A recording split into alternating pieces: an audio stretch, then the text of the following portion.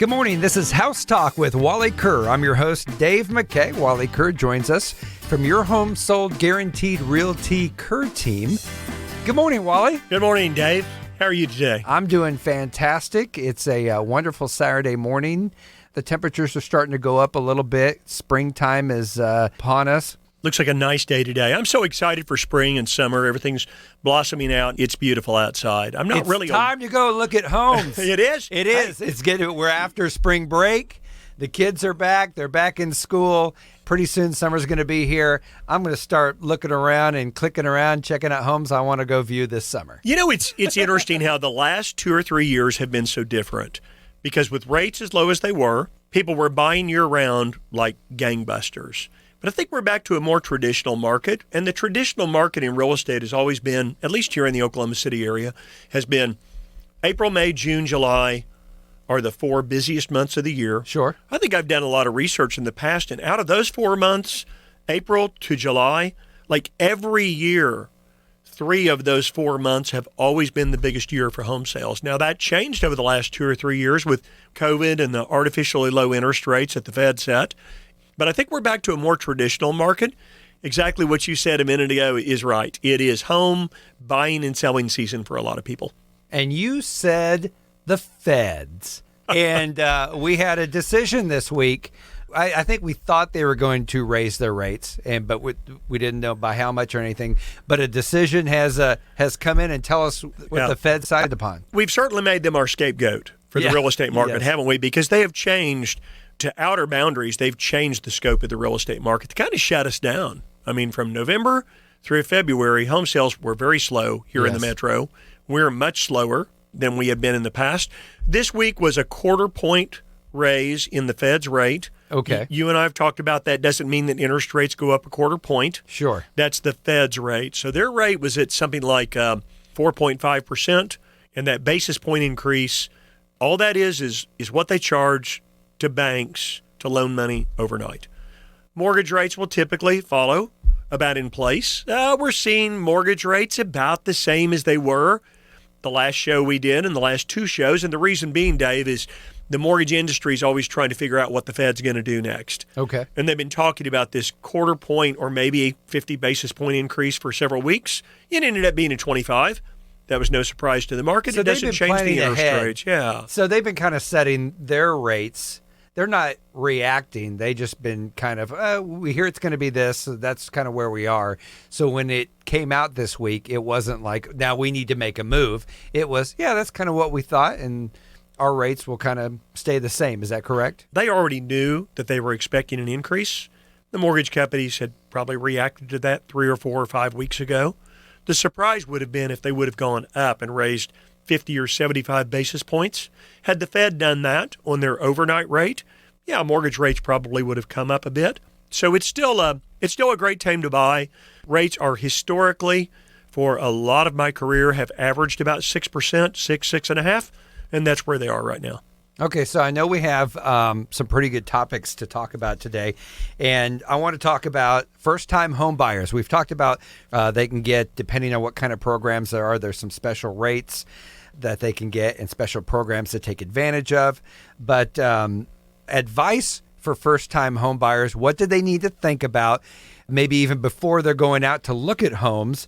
What does that entail? Is that how much money they can bring to the table? Maybe their credit score? Is that a big thing for a first-time home buyer? Down payments, all that stuff. Give us advice for a first-time home buyer. You know, Dave, I love selling $500,000 and $1 million homes, but I'm going to tell you something else. I love working with first-time buyers. They're just so appreciative, and they want to understand the process. And when you help them learn, they know that that's information they're going to use for a lifetime. Yes. They know they're not going to live in that home forever. But it's exciting. And the more you educate and help them understand the process and how construction, pure and gray beam footings and brick mold and movement and settlement piers and clay soil and HVAC systems. And I mean, it's fun. I like working with first-time buyers and educating them. So, good questions you've got there.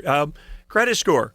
Sure, that's a big one. Yes. There's a direct correlation between lower credit scores and people making even claims on their insurance. Probably knew that. I mean, today you go in to get a homeowner's insurance policy when you buy a home. The higher your credit score is, the cheaper your insurance is. They have found a direct correlation with low credit scores and people trying to file false claims. So you want your credit score to be as good as possible. With most lenders, it's a 640 for, say, an FHA. Maybe with a credit score even down around 570, 580, Dave. But got to have some residual money in the bank. Because if your credit score is low, it looks like you might not be the best money manager. Sure. But let's say that you inherited some money and you've got $20,000 or $30,000 in the bank. The lender is willing to look and say, if they get in trouble on payments, at least they've got some money in the bank to get it current or for us to tap into if we have to. Sure. So I think first and foremost, because there is so much to talk about for first-time buyers, is find somebody who will take the time to help you understand the process.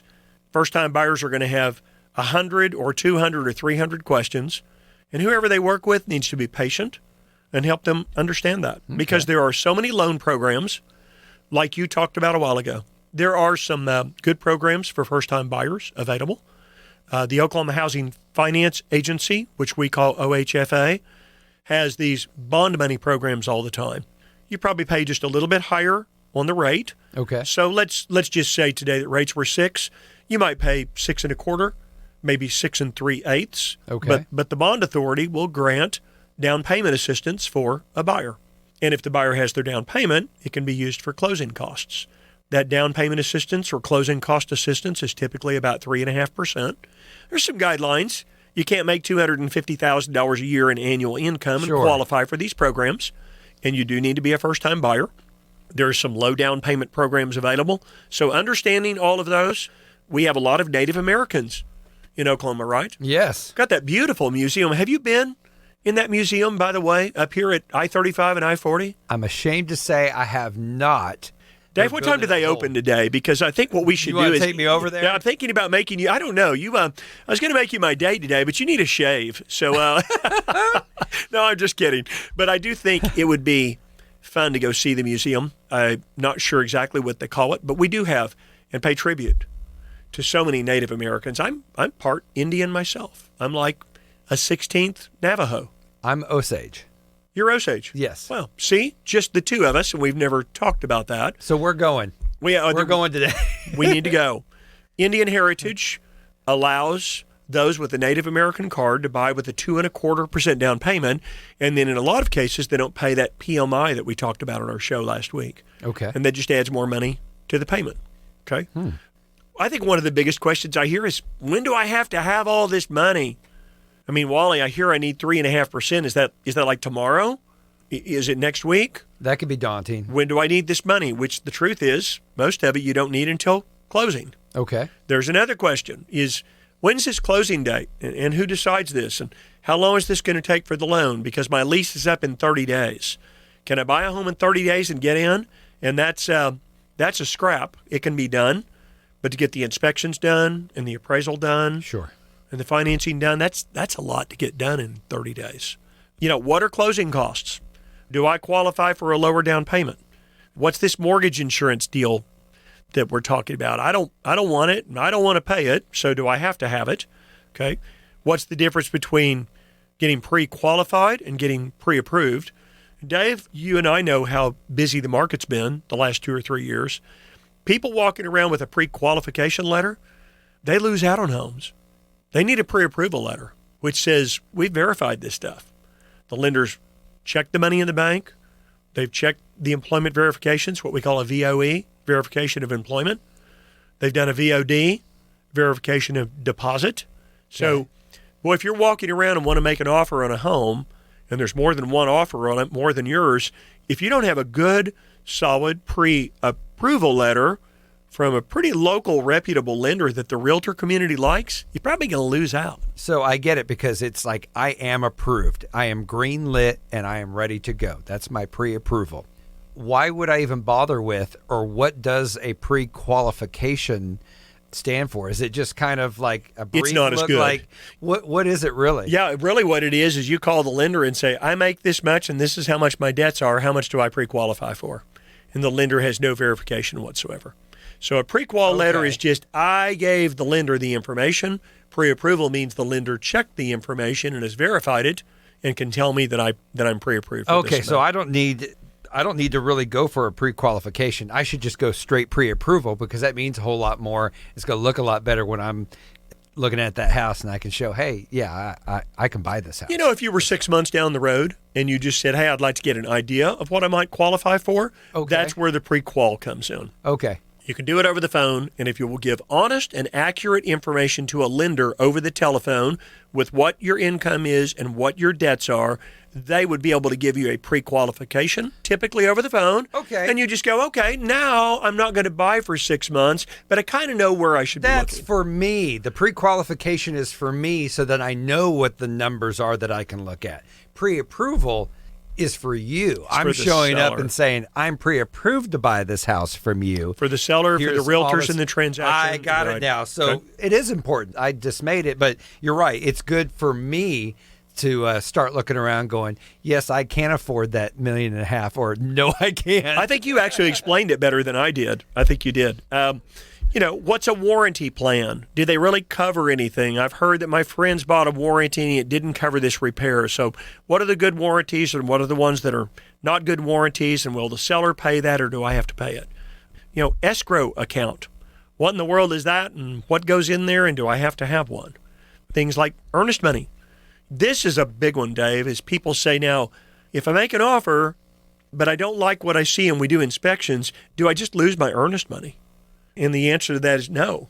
There are 4 contingencies in the Oklahoma purchase contract that say if it doesn't appraise for the purchase price, Mr. Buyer, if you can't come to an agreement with the seller, you get your earnest money back.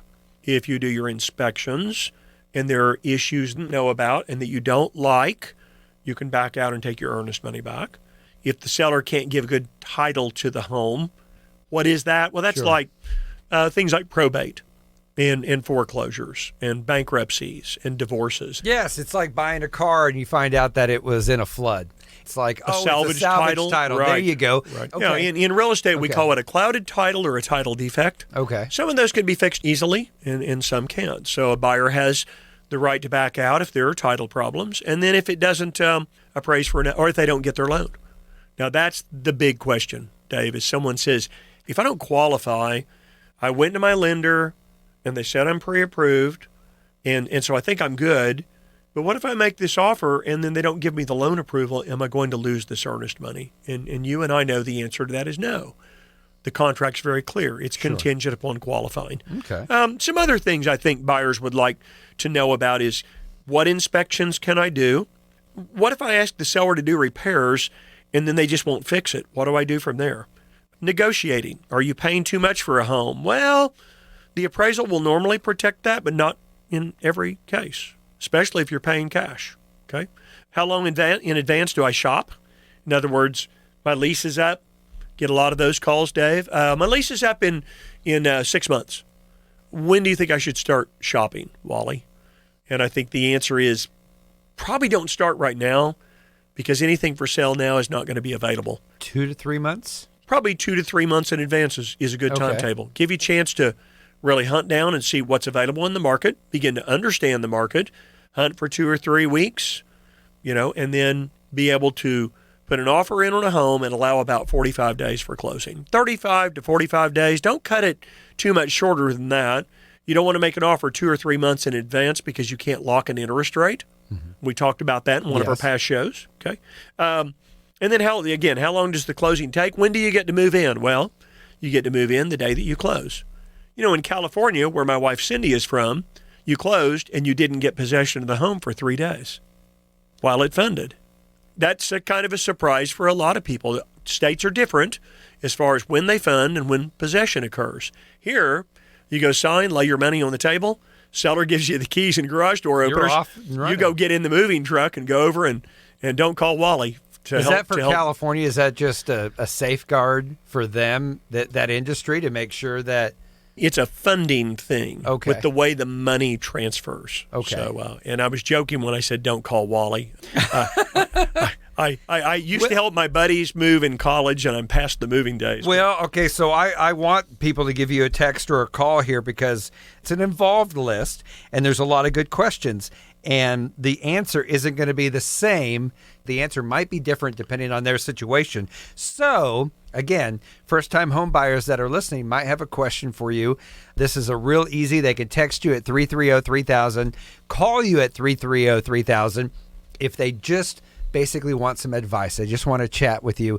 I was listening to the show. I had a couple of questions. Would you be able to answer these? That's all I want is just to chat with you for a minute, and we can do that. Absolutely no obligation at all, Dave. I'd love to work with them, but if they just need some advice or have questions, maybe they're in a deal right now they've got questions on, give me a call. I'd love to help. Fantastic. Yeah, and the number again, of course, area code 405, but it's 330-3000. You can call or text Wally. You know what? I am available all day. Got a property we've listed that's got over 10 showings on it. First day on the market is today. Oh, wow. And so over 10 showings on it. We've talked some inside our shows about creating competition and using deadlines to benefit a home seller. So we're doing that one. The showing started on it today. We put it on the market this past Monday. So it's been exposed to the market for 6 days. But our offer deadline is not until this coming Friday at 2 p.m. So we're hoping to push that price up Create for our some owner. urgency. Yes, sir. That's Okay, right. So that's a good point. So you have these shows that you'll be doing. Now, if someone doesn't have an agent and they're ready to sell their home, there's a lot of homes available, a lot of different price points across the metro. How much work is it really for someone to sell a home on their own?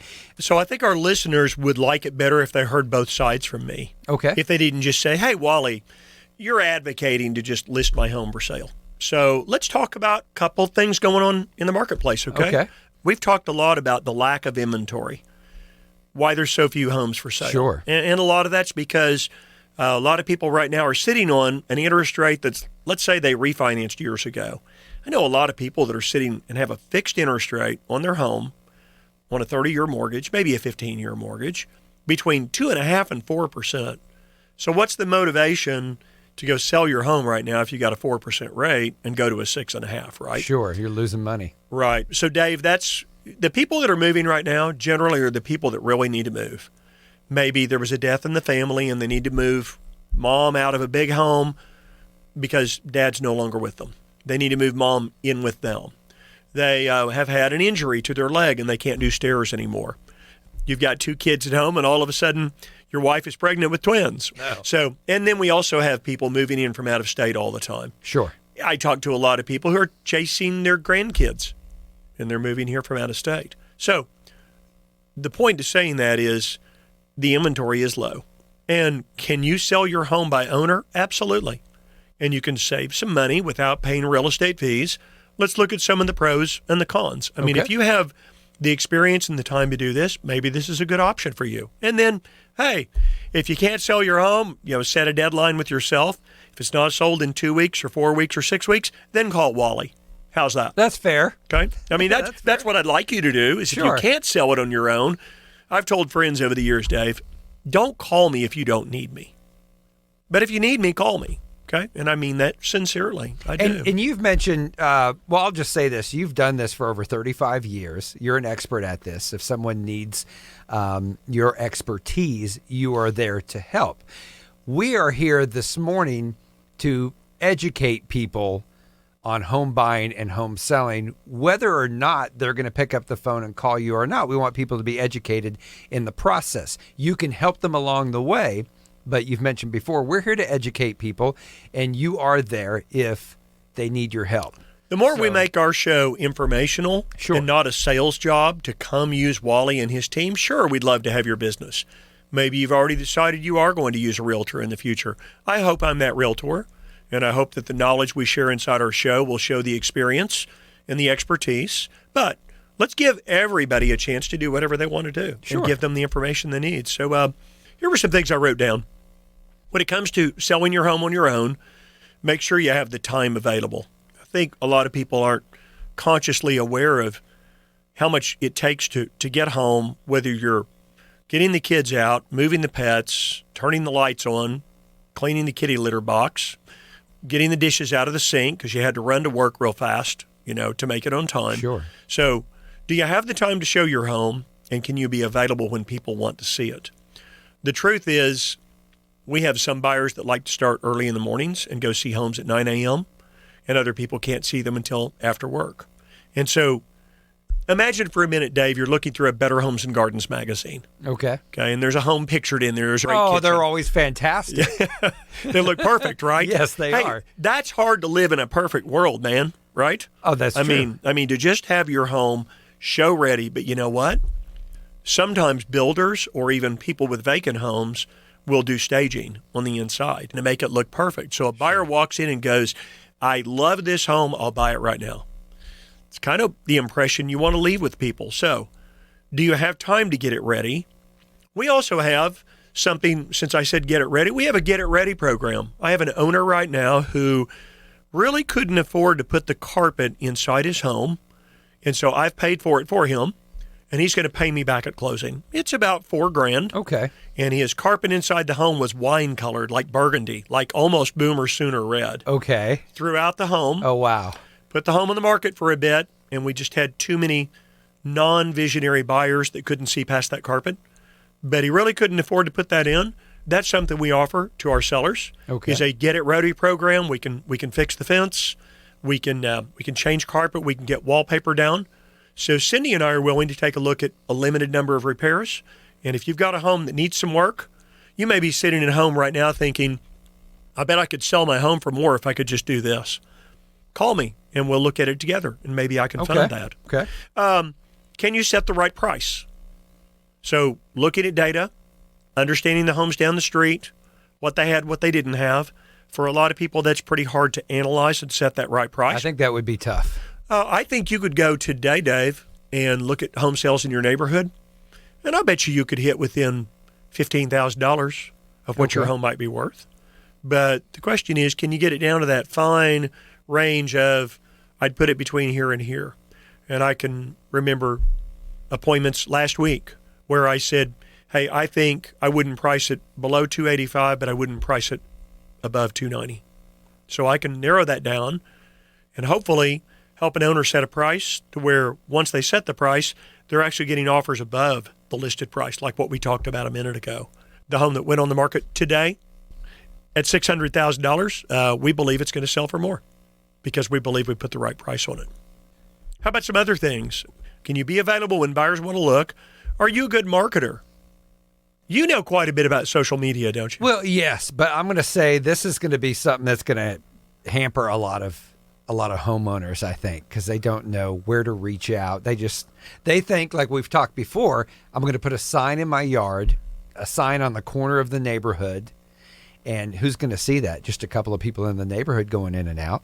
Maybe they'll list it some website somewhere, but it's going to be so narrow focused compared to what how to reach out. The normal average Joe like me. I'm not going to know how do I list it, or how do I get it on the site, or how do I put it over here for people to see it. So let me put you on the spot. Why do you think that would make a difference? You could put a sign in the yard and maybe put it on a website. Maybe you post it at church on the bulletin board. How do you think that might hurt you as opposed to going a different direction? Well, I just think it's going to be such a small number of people that might be interested. Bingo. And if I live in Edmond and there is someone who lives in Norman and they want to buy in Edmond and they want to buy that home, how do I know to reach them down in Norman? I don't have the buyers. Wally has the buyers. We always say that. So I don't have the means or the listing of people that are ready to buy homes and where they are and where they're looking. I don't have all that. This is one of the things that we do is if I create more demand as a realtor marketing your home than you can create on your own, then I bring you multiple offers. Multiple offers means people competing for your home, and it means the price goes up. Yes. We do that with things like Google. We have a Google specialist that works for us 35 hours a week. He's not cheap, but Google is where, I don't mean this wrong, we kind of call Google the Bible today. Seems like we go search out the truths that we don't understand in 3 places. Everybody just says Google it. Well, the Bible, yes. Google, and YouTube, right? Yes. You can fix your car off of YouTube. You could go to Google and find out the truths that you can't find out in the Bible. Okay? So, Google, social media, but I know you know what geofencing is, but I don't know that a lot of our target audience here Yes. does. So geofencing allows us to take on open houses we've done in the past. Let's say I've done a $400,000 open house. We've geofenced that, so everybody who walks in with their phone, we have the little blip on their phone, Yep. and we're able to geofence them. So now when I list another $400,000 home, whether it's in Edmond or it's in Yukon or it's in Choctaw or Norman, now I go back and I push out that ad to those people that were shopping before for a $400,000 home. And let's also say that people want to move back to Sooner or cowboy country, right? So a lot of those people come from Dallas, they come from Tulsa, they come from, other cities, Houston. So we can go geofence those cities. There's a lot to do on social media. Let's get past social media. Writing an ad that really stands out, as opposed to writing an ad that says, hey, great 3-bed, 2-bath, and we love our neighborhood, and you're going to love it too. Yes. So writing an ad that really stands out and captures the reader's interest, on the internet and on websites. And I guess my last question would be, does someone have the time to syndicate their home? Now, that's a whole nother ball of tricks. When I syndicate someone's home, it's typically sending it to over 275 websites. Why is that important? Again, what we just talked about. The more demand you create, Yes. I tell people, and this is the truth, I can create more demand for your home than you can create on your own. So if I can create more demand, it creates more competition and a higher sales price when you sell your home. Does that make sense? Yes, and I'm looking through the list that you have there, and I'll say this: there's two things that would really hamper me in selling my own home. The other stuff might be a grind. I might be able to do it. I might be able to take off work here, take off work there, spend some extra time, make sure the house is clean and all that stuff. And I'm really putting myself out to fix the fence and everything. But I got it done because I just was grinding. But setting the right price, because I'm going to see a lot of different price points in the neighborhood, and they're going to vary from the high end to the low end. It could be $70,000. And if I price it a little too high, then I'm barely getting any sniffs on it. If I price it too low, I just left a lot of money on the table. Right. And then leaving that money on the table and only getting a couple people in because there is no demand for the home, because no one knows that the home is for sale. So I can't create the demand as, like, say, that you could or an agent could, and then I couldn't price it right. That's a lot of money that I'm leaving that I'm not carrying on to my next home. Yeah, you're sharp. You perceive that you can get some of these things done. Here are some of the other things that are way beyond a grind. And I'm just going to run through these fast because our segment's running a little long here. So let me just kind of run through quickly. Showing your home to buyers with you present. A lot of buyers don't really want the owner there because they want a consultant. Sure. Hey, Wally, how much do you think it would take to remove that wallpaper? Hey, Wally, do you think I could remove that wall? Do you think that's load bearing? Wally, I'd like to expand the kitchen out here. What do you think about this, and what do you think the cost would be? Most owners get a little bit insulted if they don't just love your home. So if you're standing there with a buyer, it might be less likely that they're going to be honest about feedback. You're calling my baby ugly. That's what you're saying. That's it. Negotiating skills. Are you a good negotiator? How are you going to qualify prospects before you actually open the front door and start letting people inside your home?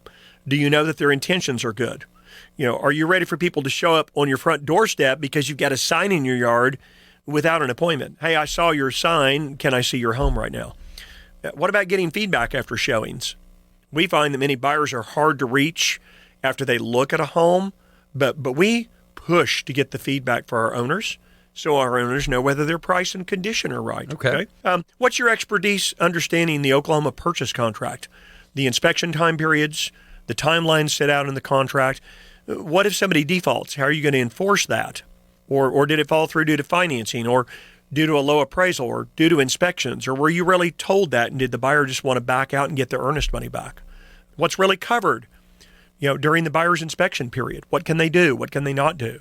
Are the home inspectors that come in, are they qualified people, or are they just somebody with a natural gas leak detector or a compass or whatever it is? Okay.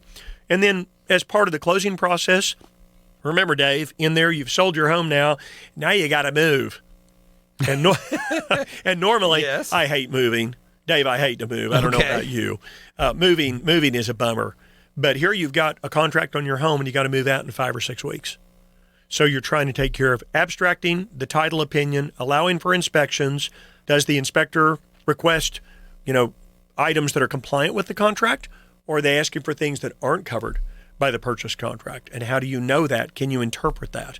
What if there's wood-destroying insects like ants or termites that are found? What if your home needs structural piers, and is it somebody that's qualified to tell you that? What if there's repairs that you need done and you don't have the cash for those? What if the buyer's financing does fall through? That's one of the reasons we like to create more demand, is so that you've got a backup contract in place. You ever heard of one of those? Yes. Dave? Okay, yeah. Yeah.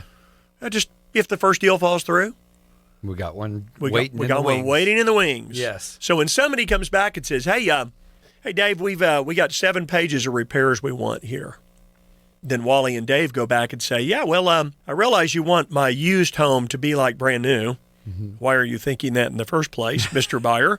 I tell you what, I've got a backup contract. So if we can't come to an agreement here on repairs, I'm just going to float on into this backup contract. Plus, it's an all-cash offer. Plus, it's all cash. That's right. And I don't have to mess with financing. Yes. So lots of things to talk about. I have more on my list, but I don't want to get too long-winded here on this. I think there are people that have the experience and perhaps the expertise to be able to sell their home on their own. It's a lot, and that's what we get paid to do in the background. Try it. If you don't think this is for you, call me and I'll help you. Well, and everyone thinks about the front end. They just think about getting their home looking good and selling it. And once it's sold, there's a waterfall of paperwork and stuff that comes on the other side that, like, I didn't even think about it. Yeah, you're right. Getting the title, inspection, repairs. Finding contractors to do repairs. That's a big one right now. We've got one thinks about that. Getting your loan payoff information. The buyer wants to reinspect the repairs. They want to do a final walkthrough. What if they fail to close? There's just a lot to it. There's an easy way to do this, and it's at 330-3000. So that was a nice transition. There you go. There you go. It's 330-3000. They can call or text. And again, if they want advice, maybe they are going to try to do it themselves. They're a little nervous, and you're like, "Hey, I'm here." If it works out, fantastic. Good job. If it doesn't and you need my help to come in and you want my expertise, I'm here for you as well. And that's easy at 330-3000. I'm happy to be a consultant. I won't do the whole job for you. If you want to bite it off and sell by owner, that's up to you. But I'd love to have the relationship. If you sell it, great. And if not, and you need my services, I'd love to be the man. You're listening to House Talk with Wally Kerr on KOKC. What we're going to talk about now, Wally, this is exciting because we've talked about the number of homes that are across the metro. We've talked about buying homes and selling homes. And these houses, they're just kind of out there, but now we're going to make them real. Okay, these are real houses now because you actually have some listings to give examples of homes in different areas.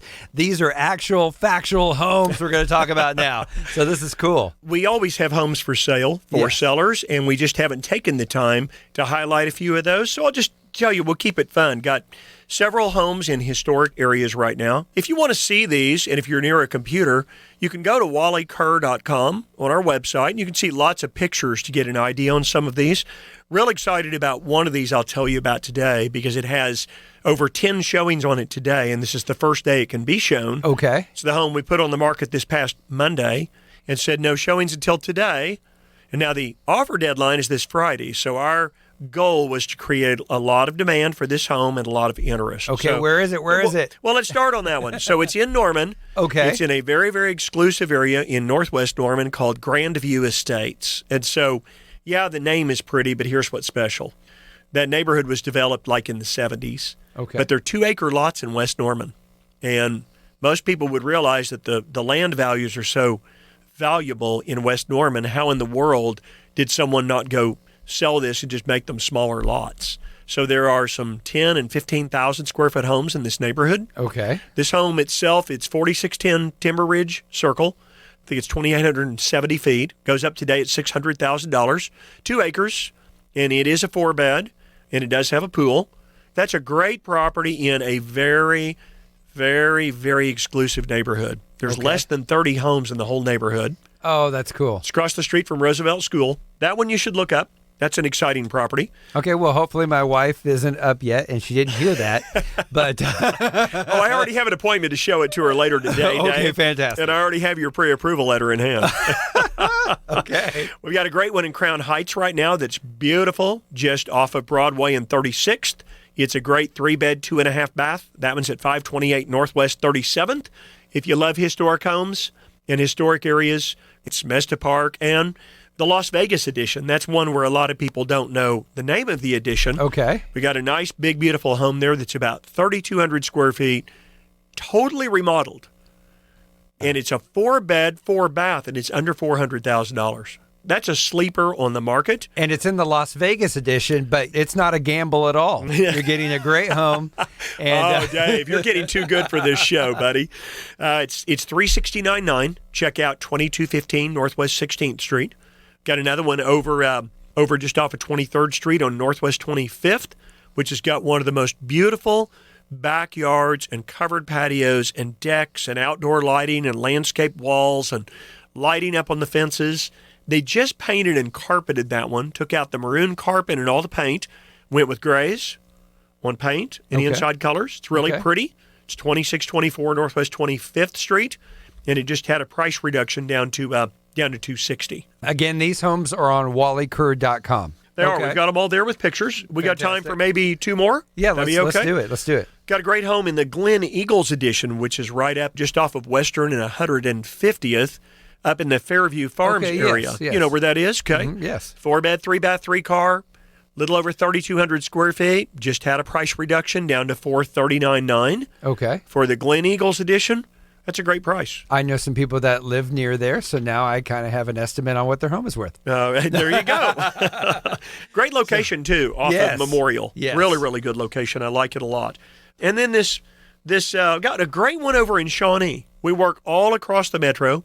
We're all the way out to El Reno. We work down to Purcell and beyond, up north of Guthrie. But this one's over in Shawnee, and it really offers a lot for the price. Priced at $229,000. It's over 2,500 square feet. It's a 3-bed, 2-bath. It's got a 25 by 40 shop building. Oh, wow. See if I can make the host cry. That's the one that I want to get pre-approved for. Lots and lots of updates on that home, but it's got a 25 by 40 shop, over 2,500 square feet, on an acre and a half, and it's under $230,000. So got some great listings right now. We'll tell you about a few more next week, but be sure and check out that one that hit the market for showings today, 4610 Timber Ridge Circle in Norman, 2 acres, West Norman. It's priced at $600,000 with a pool, and that's a hot one today, along with the other properties we mentioned. And they were all different price points, too. If I go to wallykerr.com, about how many homes are at my disposal to check out? Truthfully, we're pretty far down on inventory right now. Okay. We don't have nearly as many listings as we had years ago because, Dave, there's just fewer homes for sale right now. Yes. People aren't quite as motivated with rates the way they are. There are some good alternatives there. You should be able to see 30 to 40 homes for sale on our site. But if you really want to go have some fun, just go to dreamhomesoklahoma.com. Okay. And that's one of our websites where you can search every listing that's available in the Oklahoma City metro area. Okay. Browse at your leisure. It's called dreamhomesoklahoma.com. And I think our listeners will like that website. You've mentioned before, we go out to Mustang, we go to Yukon, all throughout the Oklahoma City metro, which encompasses a lot of different places like Midwest City, Del City, and then you're up to Edmond, Guthrie.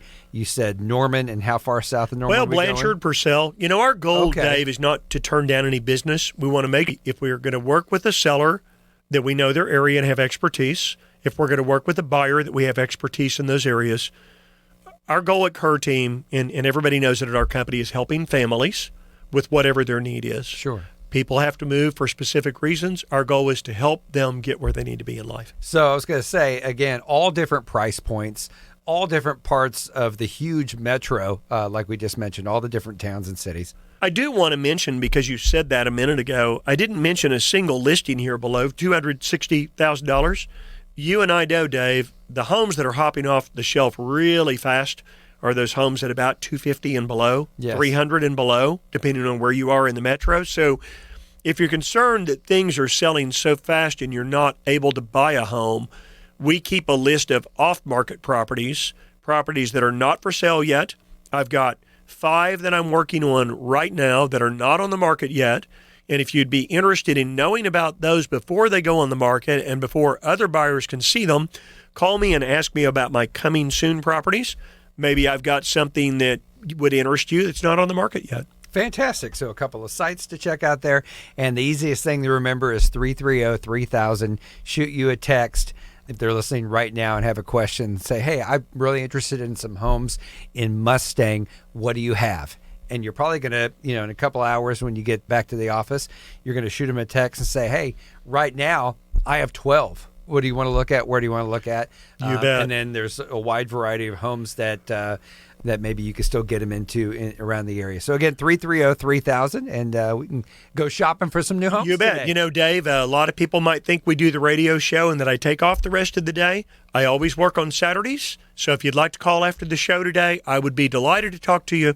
No obligation. You're listening to House Talk with Wally Kerr on KOKC. Wally, quick question for you. A little while ago, you mentioned when you buy a home in California, there's a 3-day waiting period because of the way the funds are done.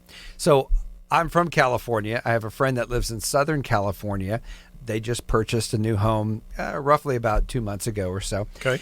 And he was talking about the different costs for different things coming up, and then something came out that I hadn't heard, and it was title insurance. And is that something different in different states? Is that a norm? He mentioned that, and I didn't know what it was, and I wanted to bring it up and ask you. This is a really good question. When I said that a while ago, also, I want to be careful and qualify that when my wife Cindy moved here in 1994 from California, that's how things were. It was 3 days, you closed, but the buyer didn't get the home for 3 days later because the seller didn't get their money for 3 days. Now, that may have changed in California. Okay. My guess is today that might be different. Okay. But I will tell you that for as long as I've known in California, there is title insurance for the buyer and there's title insurance for the seller. Whereas here in Oklahoma, there's only title insurance for the buyer. Let's try to dispel that and answer your question. So, real simply, title insurance is required for a buyer to purchase it if there's a loan. Here's the easiest way to think about it. I go out, I find a home today, I want to buy it. I know I could get a loan.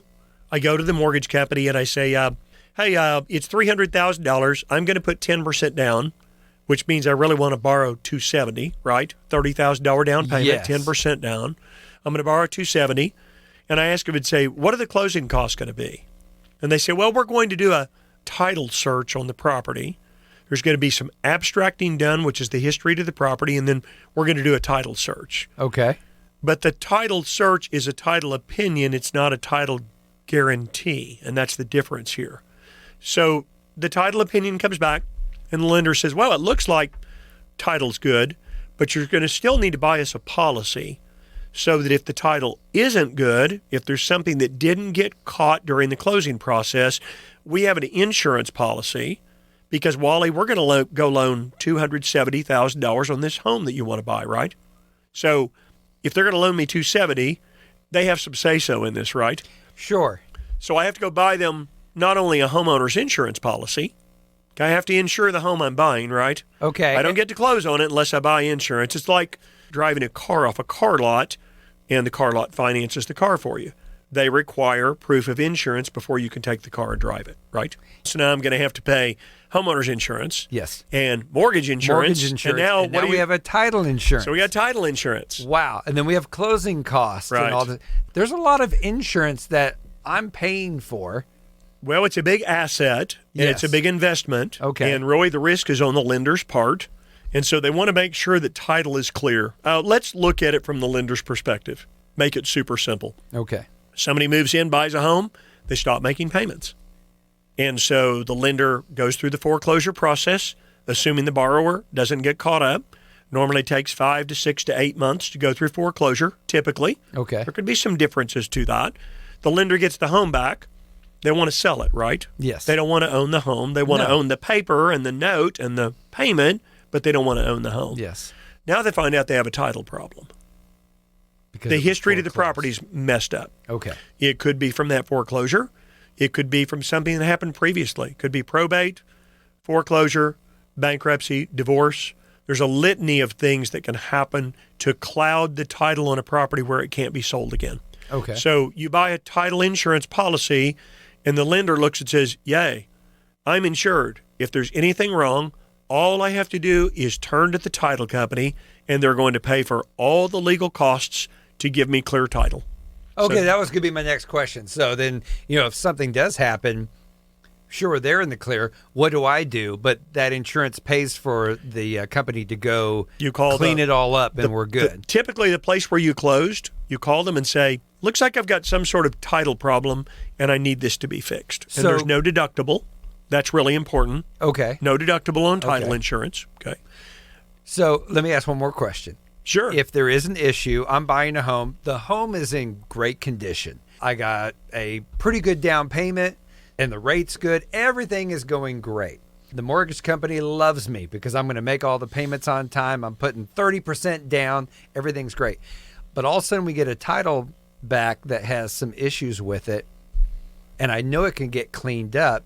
How does it become an issue? Where is it the seller? Is it the seller before them? Could it be? Yes, the owner would I'm typically getting be caught the up owner on it and before. try to ask my question here. I'm sorry, but it's kind of like everything's gone great.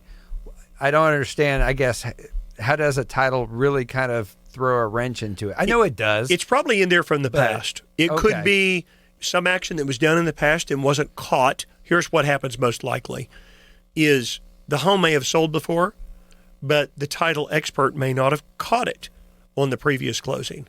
So one day it comes up. I will tell you this, Dave, there really aren't that many title problems that come up. The truth is you and I, whether we like it or not, have to pay for title insurance unless we're paying cash. So if you're going to go buy a home for $300,000, you have the option of saying, I don't want title insurance. But I'd be real careful about that and be sure that you read the title opinion, which the closing company gets. Okay, the closing company picks either a title expert or an attorney to read the abstract, and they issue either an opinion that the title is clear or that it's not. You said it earlier. It's like buying a car maybe that's got a bad title on it. Sure. So there's a title search, just like there is on a home, but you're buying the lender insurance, which is kind of expensive. Could be $800, could be $1,000, could be $2,000, depending on the sales price. The cost of the policy goes up as the insurance amount goes up, so the sales price. Okay, so buying a car with a salvage title, I understand that there was damage to the car and it may have been repaired and everything's great, but you still have to report it, just like you have to report certain things when you're selling your home. It has to be disclosed.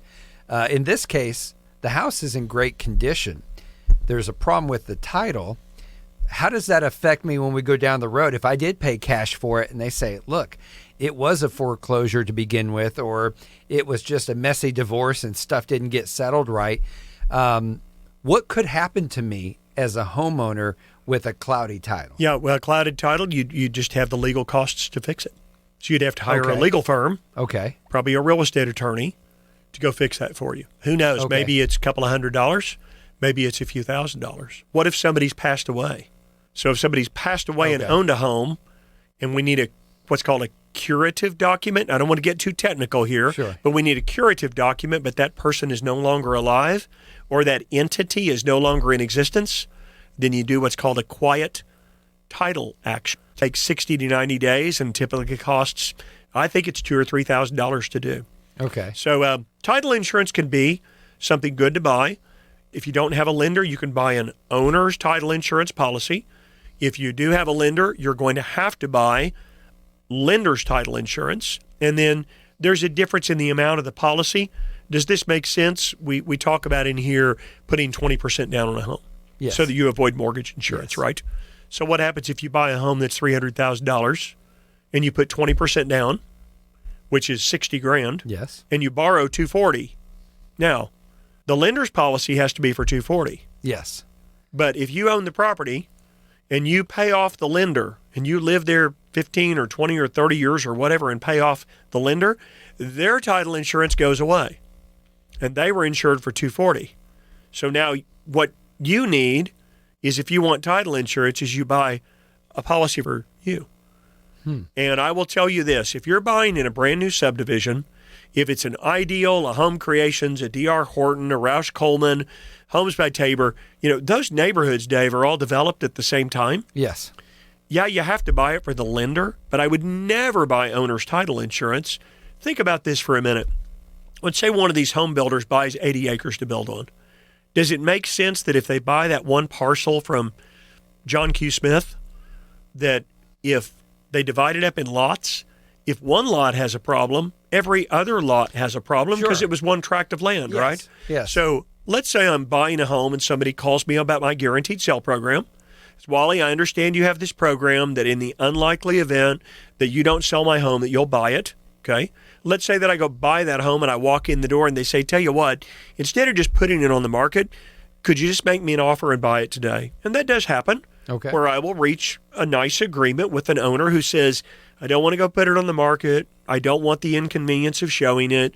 I'd prefer to sell fast and not have to clean it up and do all the things that maybe I need to do to prep my home.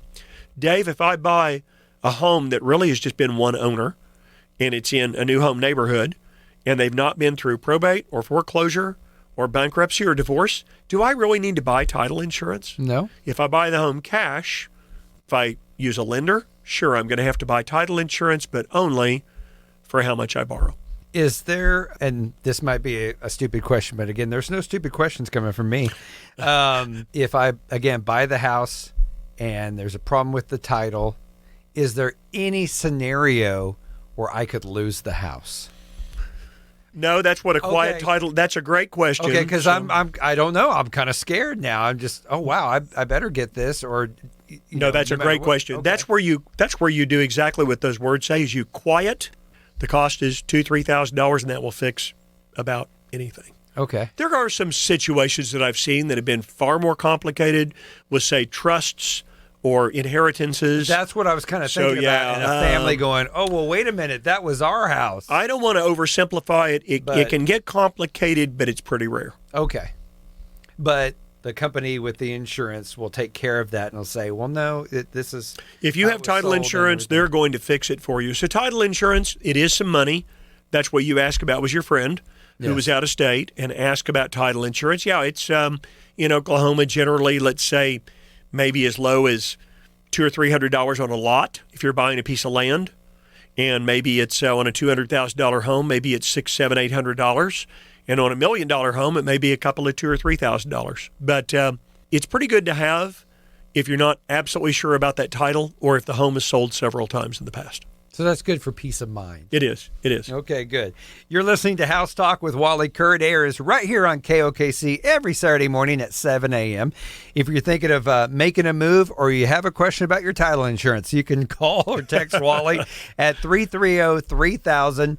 Just ask him whatever question you want to ask. It could be about this show, previous shows, or just any question you have about homes in general. You're looking to buy a home and you're not ready to jump into the market just yet, but you have a specific question. You don't have the answer to it. Just text Wally at 330-3000. You can also visit the website, wallyhasthebuyers.com. Don't want to forget the other website, wallykerr.com. And that's where we could check out the homes that we talked about. Listings, and then you can check for every listing available in the entire metro at dreamhomesoklahoma.com because we have an MLS feed there. Everything feeds to that site. What I'd also say, Dave, is I'll be available all day today. If anybody wants to talk, if I can help them with any question, just give me a buzz today or shoot me a text message. And that's the easiest way. If you forgot the website, I just said it to you, and it just went out one ear and out the other. That's what happens with me, but it's easy to remember, 330-3000. You can also hear replays of this show on Wally's YouTube channel, his website, wallytalkshouses.com. You can listen to the podcast on Spotify, Podchaser, iHeartRadio. Are we on Apple Podcasts yet? We're not about to be there, but I am glad we should mention this. This is I believe our 8th show. And we have taken every show and posted it on our website at wallyhasthebuyers.com. Fantastic. There's a lot of content there now that we've gone over. I've enjoyed this first 8 weeks of doing the show with you, Dave. It's been fun. It's been fun to get up in the mornings and get after it. Thank you. Very informative for me. That's what the goal is to be informative. We got a lot of content. If you'd like to see those shows and listen to them, maybe stream them on your car or on your headphones while you're at the gym, wallyhasthebuyers.com. I feel like my smart battery has been filled and it's going to drain throughout the week. But next Saturday morning, we'll be here bright and early at 7 a.m. for House Talk with Wally Kerr. I'm Dave McKay, of course, from Your Home Sold Guaranteed Realty Kerr team. It's Wally Kerr. Thank you.